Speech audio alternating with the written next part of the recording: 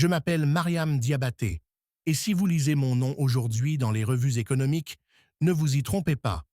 Ma réussite est née du chaos. Il y a quelques années, je n'étais qu'une jeune femme naïve, fraîchement mariée à Idriss, un homme au sourire ravageur et au discours enjôleur. Il m'avait promis le bonheur, la stabilité, l'avenir. En réalité, il m'a volé bien plus qu'il ne m'a offert. Je lui ai donné mon cœur, ma confiance et mon héritage. Mon père, homme d'affaires respecté, est décédé subitement. Avant même que la terre de sa tombe ne sèche, Idriss s'était déjà introduit dans les affaires familiales. Il avait des idées, disait-il, de grandes ambitions. Et moi, aveuglé par l'amour, je l'ai laissé faire. Ce n'est qu'après avoir signé une série de documents que je n'ai pas pris le temps de lire que j'ai compris. Tout avait été transféré à son nom. Nom, mon pouvoir, mon avenir, effacé.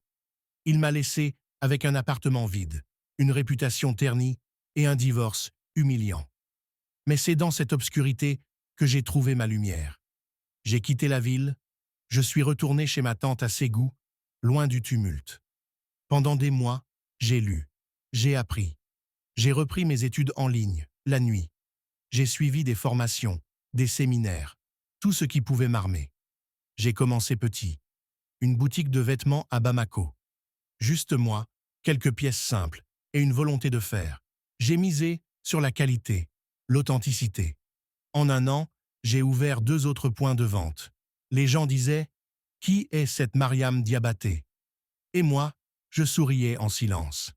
C'est lors d'un salon d'entrepreneurs que j'ai croisé Aïssatou Keïta, une femme brillante à la tête d'un groupe de cosmétiques florissant. On a parlé, ri, échangé nos cartes. Quelques semaines plus tard, on lançait ensemble une collection commune. Mais devinez qui Aïssatou fréquentait à ce moment-là? Idriss. Oui, lui. Elle ignorait tout. Et moi, je ne lui ai rien dit. Pas tout de suite. Parce que cette fois, je voulais faire les choses autrement. Pas par vengeance, mais par stratégie. J'ai attendu.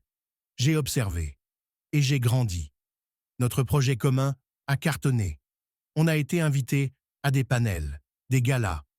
Les médias parlèrent de nous comme du nouveau visage de l'industrie africaine.